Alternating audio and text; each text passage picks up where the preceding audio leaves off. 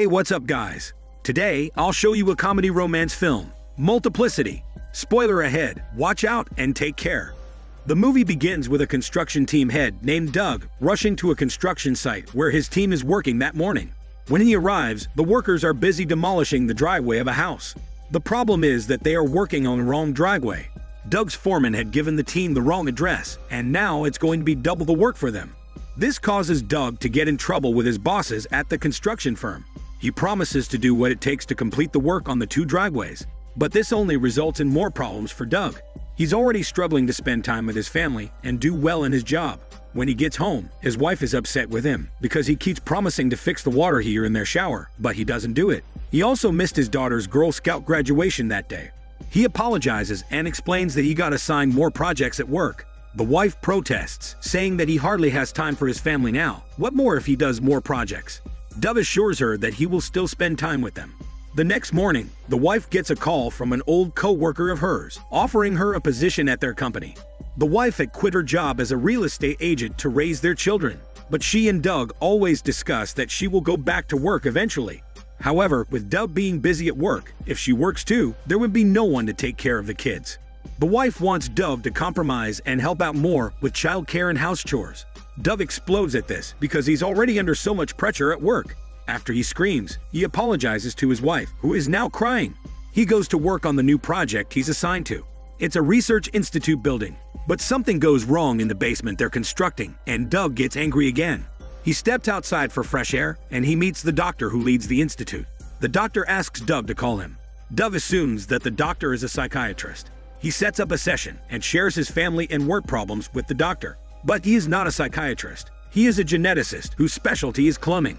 10 years ago, he successfully cloned an earthworm. A few years later, he cloned a chimp.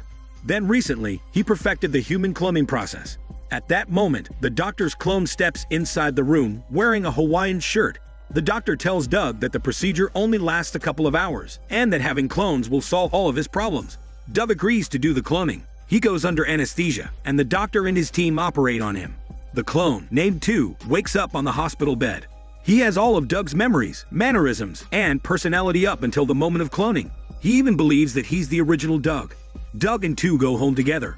He hides 2 in his attic and tells him to stay there. His wife arrives, and Doug goes outside to greet her. While he's busy with his family, 2 heads to the office early to get work done. Doug is surprised to see that 2 is busy being on top of the projects he has going on. This leaves him enough time to attend his son's soccer game. The son's team is currently losing, so Doug suggests a new strategy. The coach gets fed up with all the complaining parents, so he resigns and appoints Doug as the new football coach. His son is delighted to spend some time with his dad. When his wife gets home, she's surprised to see that Doug has already cooked dinner and set the table. He lies, telling her that he got a new assistant at work who will be sharing the burden with him.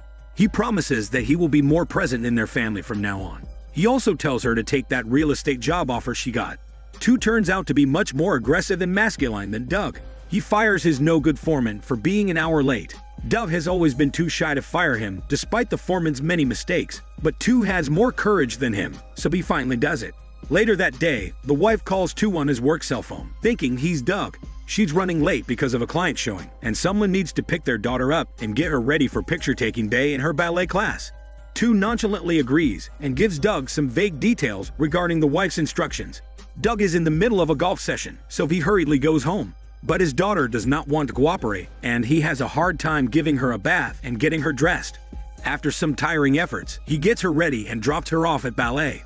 The next night, Doug treats his wife out to dinner, but it's all just an excuse, so he could tell her to quit working and go back to being a housewife. He reasons that he barely has any time to actually work because he's too busy taking care of the kids. His wife replies that she has been doing housework for a decade, while he's only been doing it for a month. What Doug doesn't know is that 2 is on a date in that same restaurant with a secretary working at his firm. He chokes at the sight of 2 and immediately attempts to prevent his wife from seeing his clone. 2 has been very lonely sleeping by himself and having no friends, so he takes the secretary out for some female companionship. 2 and Doug manage to escape the restaurant without being seen. Doug decides to create a 3rd clone named 3, who will help out with his household chores. 3 turns out to be very gentle and effeminate, and he loves to clean and bake. Now, Doug has more time for leisurely pursuits like sailing, but 3 and 2 quickly get out of control. One night, he gets home from a basketball game and discovers that 3 is in bed with his wife. He grabs his clone and takes him back to the guest house where he and 2 are staying. He reprimands them and tells them that they're not allowed to sleep with the wife. On another night, he discovers that 3 and 2 are throwing a party with 2 other girls. Doug throws the 2 girls out. He decrees that they will no longer create any clones. This comes a little late because 3 and 2 have created another clone named 4. However, 4 is a bit dumb since he is a copy of a copy. He is practically useless and just stumbles around, making mistakes. Things start to get confusing at home because the wife is now having conflicting conversations with the different clones. Doug finds this exhausting, and he plans to go away on a sailing trip to escape his problems. He leaves the clones in charge, with strict instructions not to sleep with his wife. When Doug is away, the hormone-rich wife persistently seduces each of the 3 clones into plowing her grassy but fertile farmland. First, she seduces 3 in their bedroom. Afterward, 2 sneaks into the kitchen for a snack and sees the wife inside. She seduces him there. Finally, she also seduces the babbling 4. She thinks it's Doug every time. Someday later, 2 gets sick because he went out into the rain the other night. He's unable to go to work, but he has a very important building inspection scheduled for that day. As a result, 3 goes to work for him, but he doesn't know anything about the project. He can't explain how the whole building works to the inspector. The inspector puts a stop to all their construction work there and threatens to suspend the firm's license too. Doug's boss gets mad and fires him. This puts 2 in a terrible mood. When the wife tries to talk to him, he snaps at her. She later approaches 4 in the garage, thinking that he is Doug. She tries to get him to open up and explain why he's been acting so erratically lately. But since 4 is an idiot, he merely babbles that he wants some pizza. This hurts the wife, and she thinks that Doug simply does not care about her or their marriage. She walks out of the house.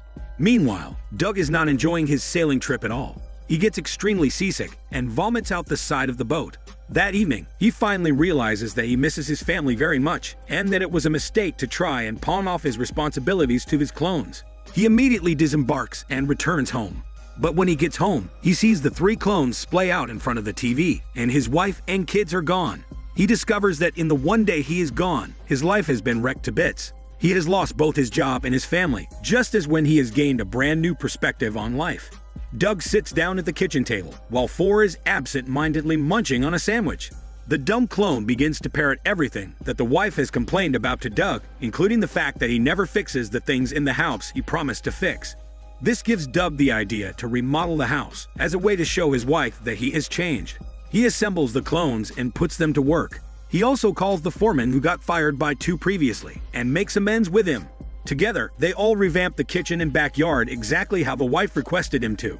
Doug also shares a conversation with 3. Doug reveals that he's insecure that his wife might like the gentle and sensitive 3 better than she likes the original Doug.